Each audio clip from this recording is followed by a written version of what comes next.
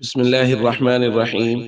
عن مقدام رضي الله تعالى عنه قال: قال رسول الله صلى الله تعالى عليه وسلم: ما ملأ آدمي وعاء شرا من بطن بحسب ابن آدم أكلات يقمن صلبه، فإن كان لا محالة فثلث لطعامه وثلث لشرابه وثلث لنفسه. رواہ الترمذی۔ نبی کریم صلی اللہ علیہ وسلم نے ارشاد فرمایا، کسی آدمی نے کوئی برتن اپنے پیٹ سے زیادہ برا نہیں بھرا۔ آدمی کے لیے چند لقمے کافی ہیں جو اس کی پیٹھ کو سیدھا رکھیں، اور اگر زیادہ ہی ضروری ہو کھانا تو پھر پیٹ کا 1/3 حصہ کھانے کے لیے، 1/3 حصہ پینے کے لیے اور 1/3 حصہ سانس لینے کے لیے باقی رکھے۔ دوستو، کھانے پینے کے متعلق ہمارے معاشرے میں کچھ چیزیں ایسی ہیں جو حوصلہ افزا نہیں ہیں، اور شریعت کی نظر میں تو بالکل ان کی حوصلہ افزائی نہیں کی گئی۔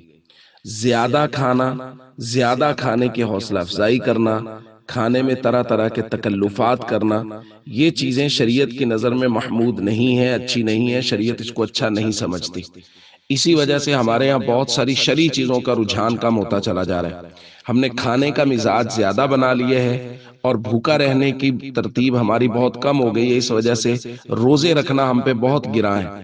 اب سنت روزے، ایام بیس کے روزے یا پیر جمعرات کے روزے، وہ ہم اس لیے نہیں رکھ پاتے کہ ہم بھوکے نہیں رہ سکتے، یعنی پیٹ کو بھوکا رکھنا وہ ہماری عادت میں شامل نہیں ہے۔ وہ ہر وقت بھرا رہے، جب کھانا کھائیں گے خوب سیر ہو کے کھا لیں گے۔ اللہ کے نبی فرما رہے ہیں، اگر کھانا ضروری ہی ہے تو پھر 3 حصے کرو، ایک کھانے کے لیے، ایک پینے کے لیے اور ایک سانس لینے کے لیے۔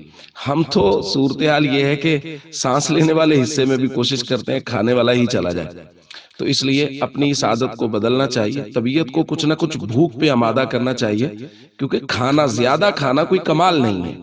اس لیے روزوں کی ترتیب بنانی چاہیے، ایام بیس کے روزے یا پیر جمعرات کے روزے، ان کی ترتیب بنانی چاہیے۔ فرض روزے بھی اسی لیے ہمیں مشکل لگ رہے ہیں، معاشرے میں مشکل ہوتے چلے جا رہے ہیں، لوگ ان کو مشکل سمجھ رہے ہیں کہ ہمارے ہاں بھوکا رہنے کی یا پیٹ کو بھوکا رکھنے کی عادت ختم ہوتی جا رہی ہے۔ ہمیں اس عادت کو درست کرنا چاہیے۔ السلام علیکم ورحمۃ اللہ وبرکاتہ۔